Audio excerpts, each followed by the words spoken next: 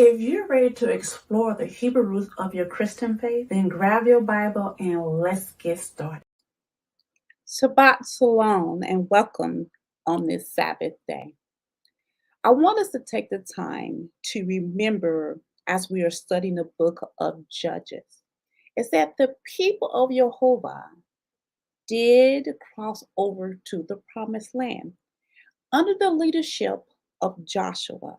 Joshua was the pastor, he was the shepherd at that time.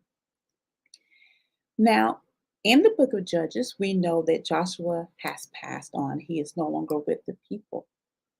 But Joshua did not leave a predecessor. He did not disciple anyone like Moses discipled him.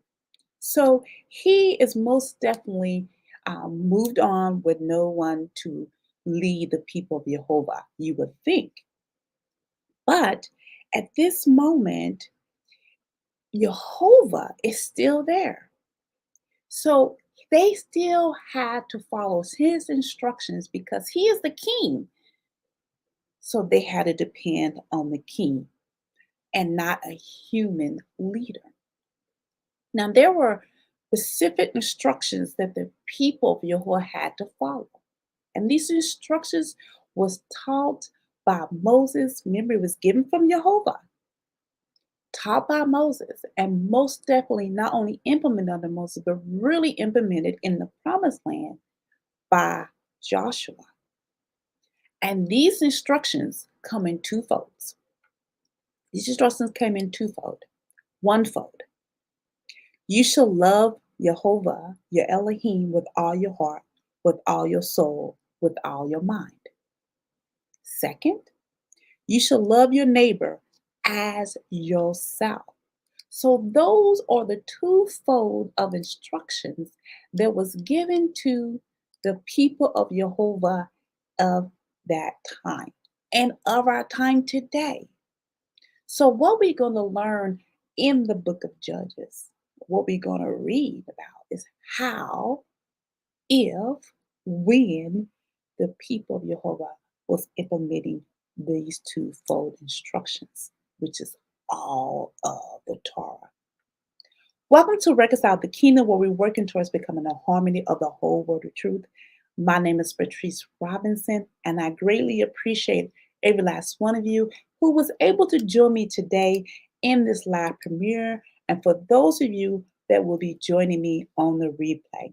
As you know, all are most definitely greatly appreciated, and I appreciate every last one of you. So if this is your first time visiting, I welcome you.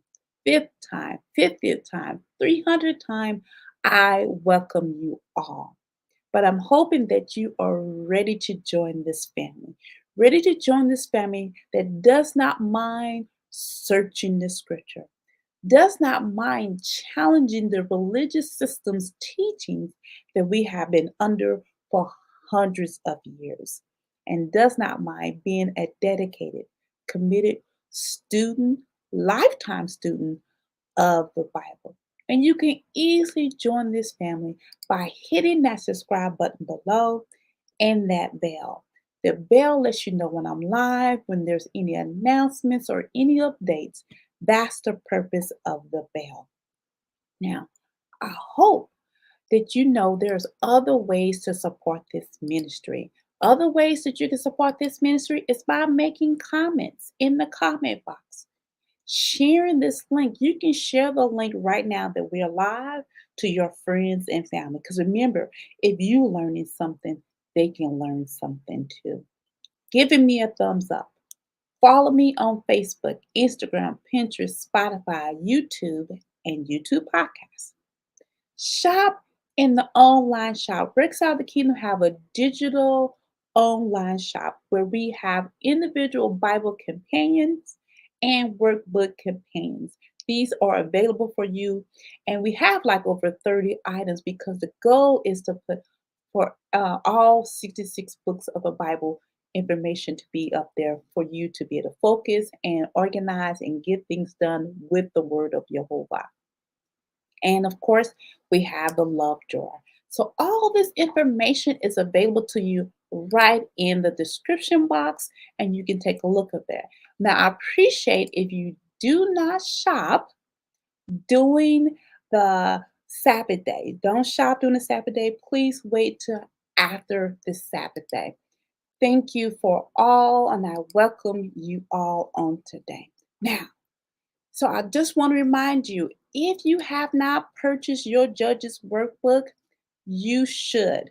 The purpose of the workbook is for us to work together.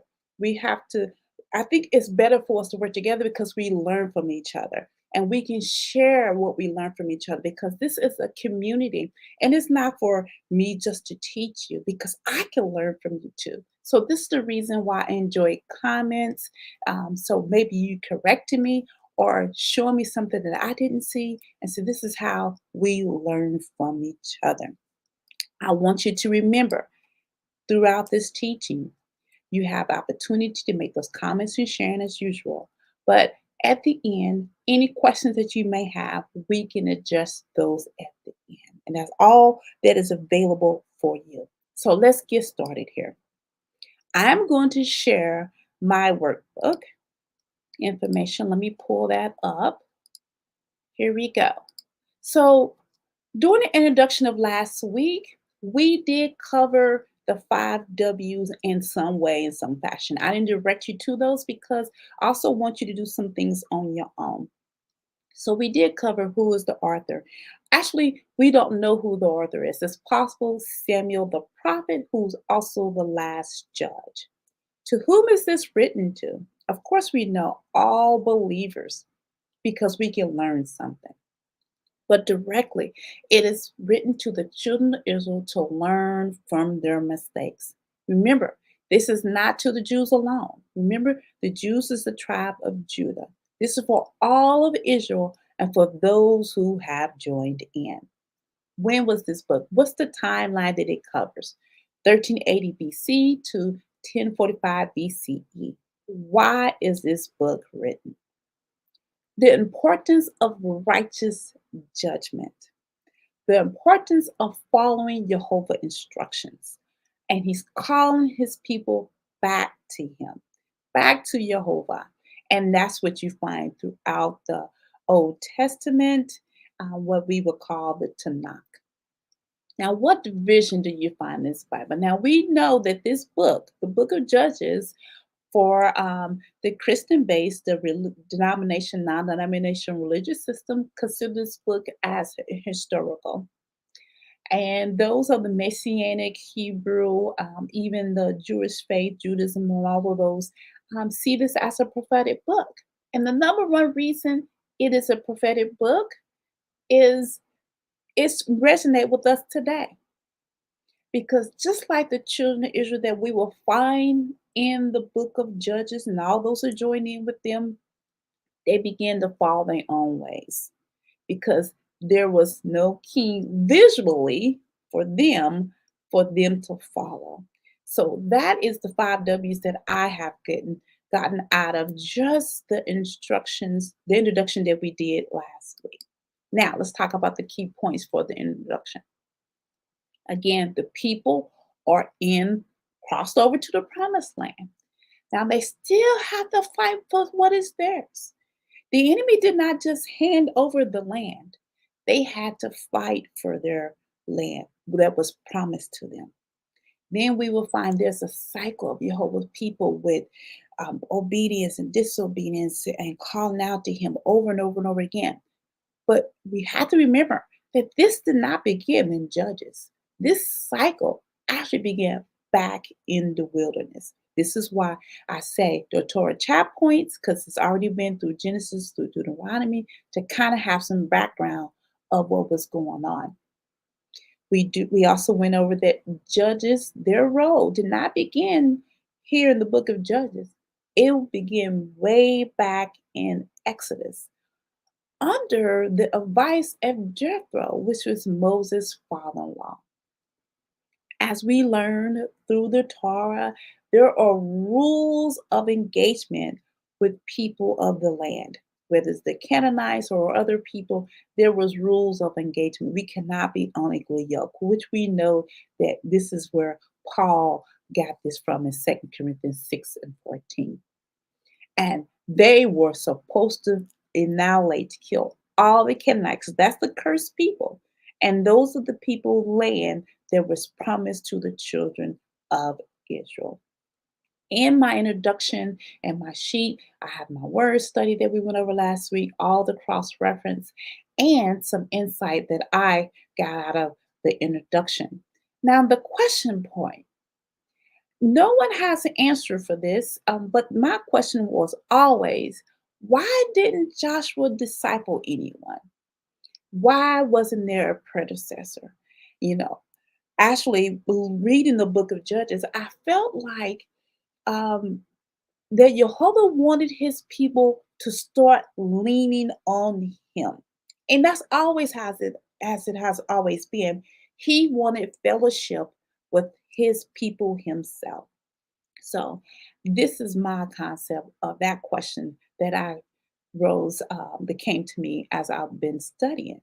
So I'm going to leave this up here for a while, and I want you to take a look at this so you will know how to, get some points on your workbook. So, and I hope you have your Bible in front of you and all your writing utensils that we need, because we are going to be focused on three specific areas as we go along through the book of Judges. One, we're going to focus on where in the Bible and other parts of the letters, other parts of the books that we need to bring in to get an understanding of whatever chapter that we are on, because we're on chapter 1. So we're going to see what we need to pull from to fully understand Judges chapter 1. And it's important to understand the contents as it is written. And all you're getting an understanding.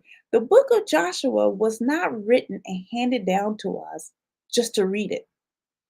There are some key points.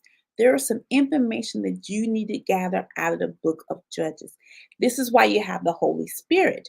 You cannot just have the word and no spirit. You can't have the spirit and no word. It's unbalanced. You have to have them both.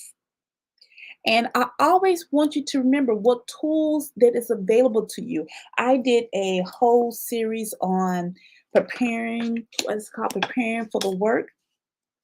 And I find the Bible maps charts very important to your study.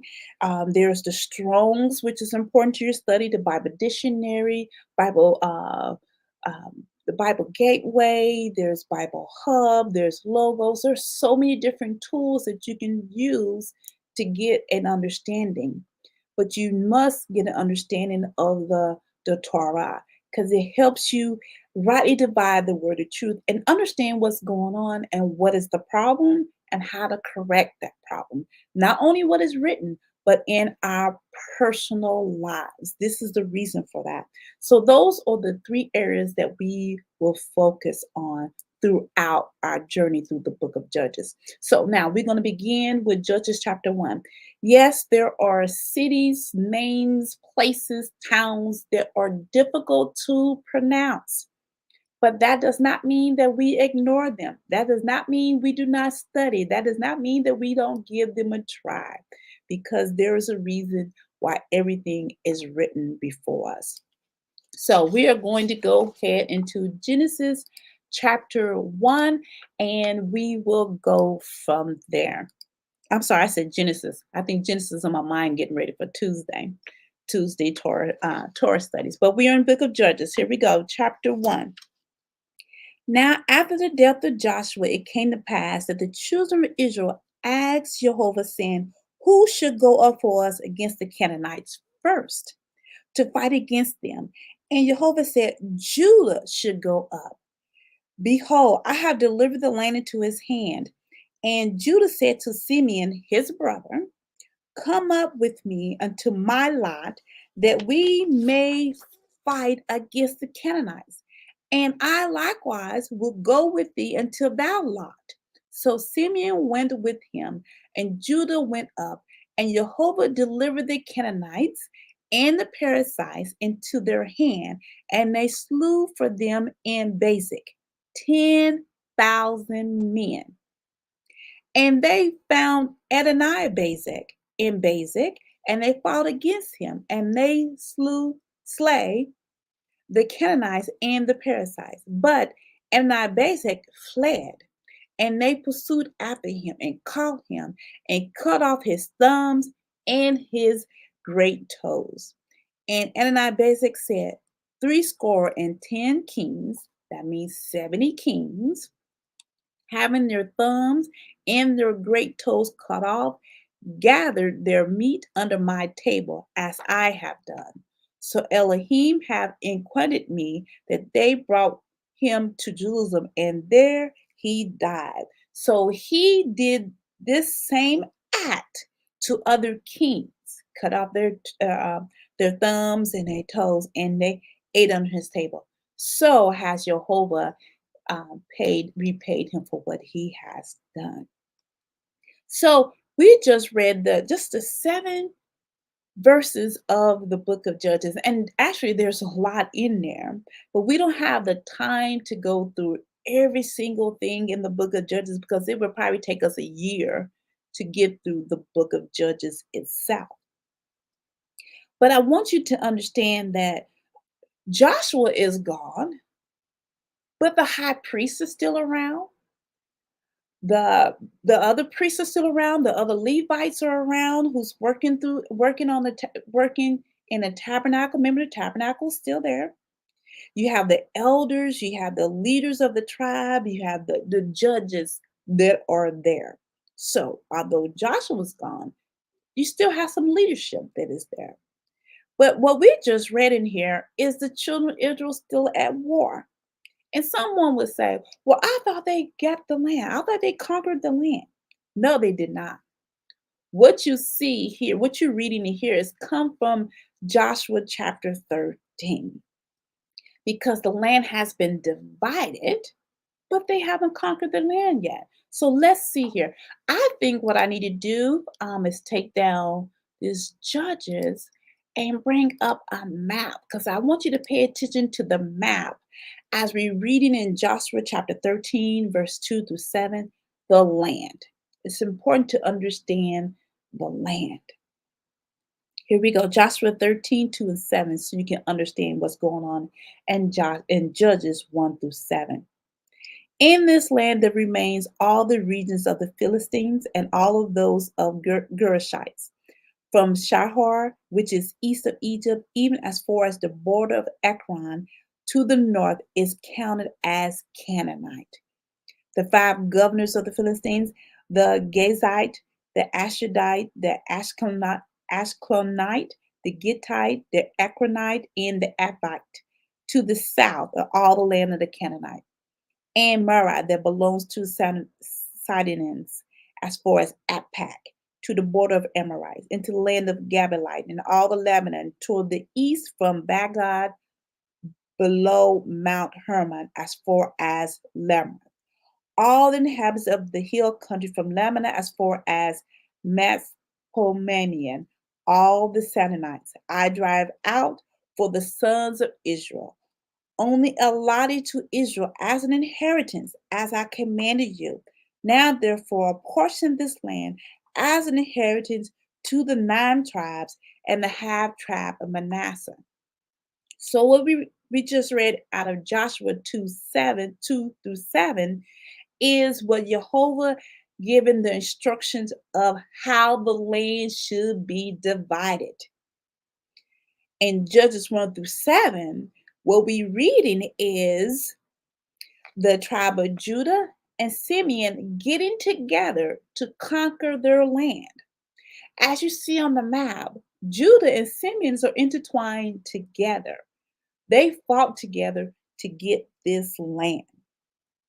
And what I want you to see on the east side, you have East Manasseh, Gad, and Reuben. So on the east side of Jordan is these 3 tribes inherit this land under the leadership of Moses in the book of Deuteronomy. And you have to read that. That's Deuteronomy 3 and 12. We talked about this in Joshua chapter 13. So this is the foundation that you need to understand going into the book of Judges. I'm going to leave this map up because what we're going to find is additional information about the other tribes. Remember, we still have 9 tribes, and the half tribe Manasseh have to conquer their land. Verse 8. Now the children of Judah have fought against Jerusalem, have taken it, and smitten in the edge of the sword, and set the city on fire. And afterward, the children of Judah went down to fight against the Canaanites that dwelt in the mountain, in the south and in the valley. And Judah went against the Canaanites that dwelt in Hebron. Now the name of Hebron before was Kedeth Hebron. They slew Shishah and Ammon and Talmai. Verse 11. I want us to pay attention to verse 11 all the way through 15. There is a reason why it's there. And from thence he went against the inhabitants of Deborah, the same name of Deborah. Before it was Kedra Hashper, Shepher. And Caleb said, He that smitteth Kedra Shepher, and taking it, to him will I give Ashka, my daughter, to wife. And Othniel, the son of Kenaz, Caleb's younger brother, took it, and he gave him Ashka, his daughter, to wife. And it came to pass when she came to him that she moved him to ask for her father a field. And he lightened off her ass. And Caleb said unto her, Well shalt thou? And she said unto him, Give me a blessing. For thou hast given me a south land. Give me also springs of water. And Caleb gave her upper springs and nether springs. What we just read here in Judges chapter 11 through chapter 15, verse 15, verse 11 through verse 15, you can find this exact statement, the same reading in Joshua chapter 15. You need to read all of Joshua 15. But I want to point out verse 6 through 18 in Joshua because this is exact word from word. It's written here twice. I believe Judges 1 and 2 is beautifully written, prepared for the rest of Judges because it shows us cause and effect, what is going on, what's causing the problem, and where did this problem stem from. I just love how it is written. Verse 16. And the children of Canaanite, Moses' father-in-law, went up out of the city of palm trees with the children of Judah into the wilderness of Judah, which lieth in the south Arad, and they went and dwelt among the people. Here we have the Mennonites. Moses' father-in-law family joined in with the tribe of Judah. Now, this might be a little challenging for people because the name change. Because here in Judges, we have the Canaanite, and then in the Torah is Mennonites. So I think that's why some people get confused when it comes to reading the Tanakh, the Old Testament. It's just those name changes. Now, if you follow me through the Torah chap points, again, we went through Genesis through Deuteronomy. We read that Moses actually invited his brother-in-law to join in with the children of Israel way back in the book of Numbers. But the brother-in-law decided to go back home to his family. I'm going to read that. That's Numbers chapter 10, verse 29 through 30. Then Moses said to Hobah, the son of Moses, father-in-law Reuel, the Mennonite, we are setting out for the place in which Yehovah has said, I will give it to you. Come with us, and we will treat you well, for Yehovah hath promised good things to Israel. I will not go, Hobah replied. Instead, I'm going back to my own land, my own people. So Moses gave them that invitation long before they crossed over to the promised land. But now we have the Mennonites, Canaanite, joining the children of Judah. I want to remind you who the Mennonites are, who these people are, the Canaanites. These people are the descendants of Abraham. This is Abraham's bloodline still from his second wife, Keturah. We have to understand who is who, what's going in the word of Yehovah. And you won't know until you search it out for yourself, because I know many people will not teach you this. But you need to have some foundation in the word. You have to have foundation. Verse number 17.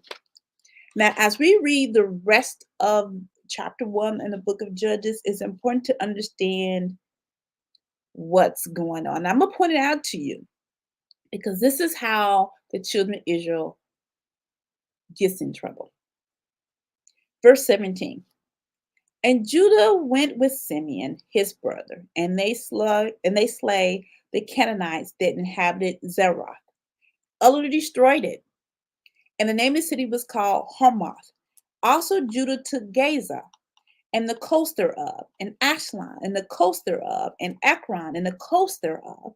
And Yehovah was with Judah, and he drove he drive out the inhabitants of the mountain. I'm sorry, but could not drive out the inhabitants of the valley, because they had chariots of iron.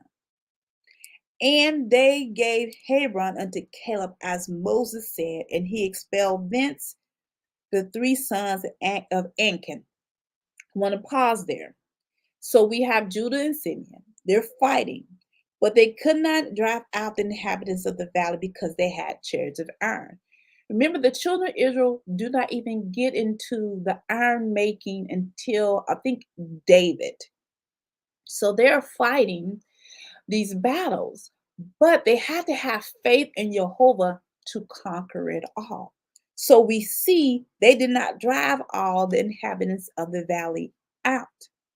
And then we hear about Caleb getting this lands from the sons of Achan. Remember, Caleb and Joshua were the two that went over to the promised land and spied out the land, and they were able to inherit because they kept the faith. They heard the gospel and kept the faith.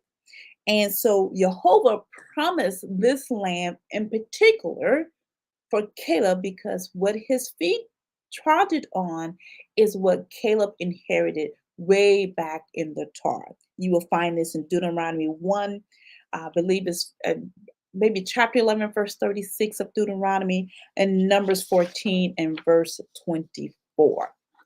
So this is why Caleb was able to get that land. And remember, the Achans were the giants that the children of Israel, the spies, was afraid of. But Caleb wasn't afraid. Joshua wasn't afraid. They wanted to take the land just like Yehovah had promised them. Verse 21. And the children of Benjamin did not drive out the Jebusites that inhabit Jerusalem, but Jebusites dwell with the children of Benjamin in Jerusalem until this day. Verse 22. And the house of Joseph, Ephraim, they also went up against Bethel, and Yehovah was with them. And the house of Joseph sent discry to Bethel. Now the name of the city before was Luz. And the spies saw men come forth out of the city, and they said to him, show us, we pray thee, the entrance into the city, and we will show thee mercy. And when he showed them in the entrance into the city, they smote the city at the edge of the sword, but they let go the man and all his family. And the man went into the land of the Hittites and built a city, and called the name therefore of Luz, which is a name thereof until this day. Here we have Ephraim, the house of Joseph. Remember, the house of Joseph has inherited two, Manasseh and Ephraim. Now let's go to verse 27. Neither did Manasseh drive out the inhabitants of Bashan and her towns, nor Tanakh, nor her towns, nor the inhabitants of Dor and her towns, nor the inhabitants of Laban and her towns, nor the inhabitants of Megiddo and her towns, but the Canaanites will dwell in that land. And it came to pass when Israel was strong, they put the Canaanites to tribute and did not utterly drive them out. We have to understand what that word tribute means, because you're going to find this further on. Tribute, you will find that under Strong's H4522, which is mass. That's what the word is. It is forced labor. I know we went over this in Joshua, but we have new people. So tribute is forced labor.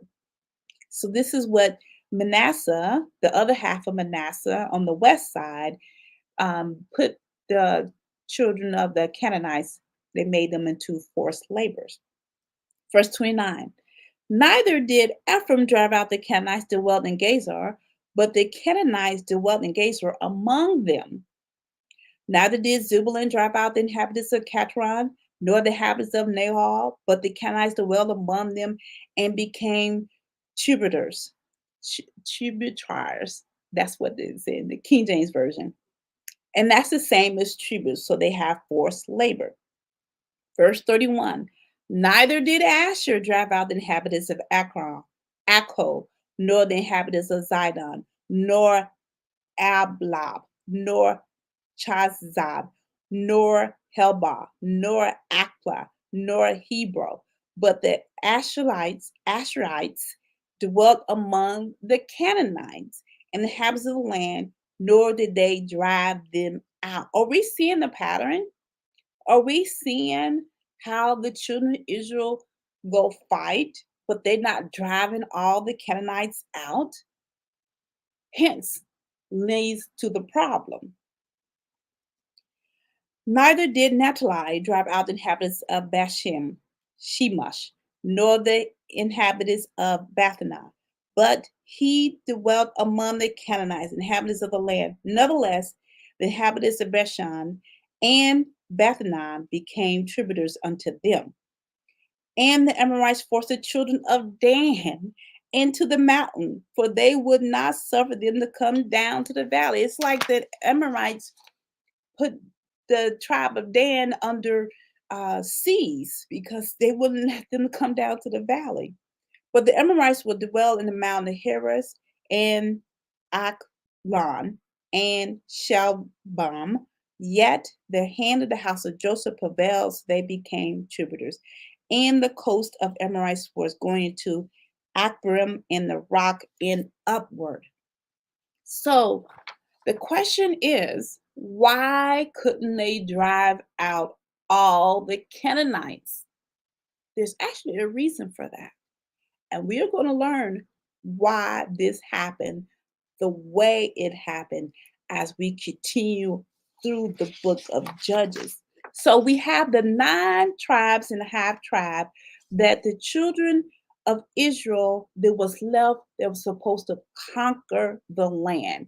And as you see, I left the map up so you can see where the land was divided and where they were supposed to go. And each one of them was in this piece of land, but the problem was they did not drive out all the Canaanites out of the land. So they dwelt among them. As I said, we're going to learn there's a particular reason why they was not able to drive everyone out. I love the way Yehovah does things. Sometimes it doesn't feel good. It keeps us in tears. It makes us cry sometimes. But there's a reason why he does things, because he needs to make us, refine us as children of his. And it's important to understand the word of Yehovah, because we have to understand what we need to repent of. We need to be refined so that we can do the work of the kingdom. It's important for the work of the kingdom. So I'm hoping that you will join me on Tuesday at 7 o'clock p.m. because we will be in Genesis chapter 31.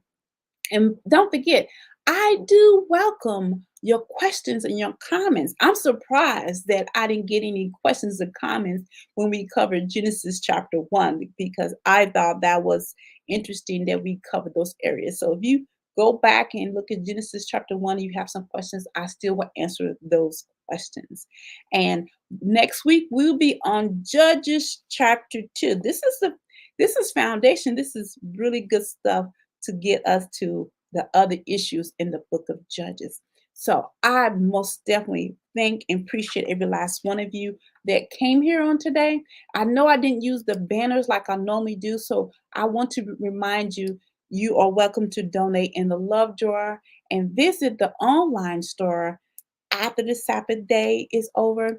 Don't forget to hit that subscribe button. Don't forget to follow me on Facebook, Instagram, Pinterest, Spotify, and YouTube, and all those other areas that are available for you. May Yehovah bless you and keep you. May Yehovah shine his face on you and give you his favor. May he shine his face towards you and give you his peace. In the mighty name of Yeshua, I thank you. Have a blessed rest of the week, and I will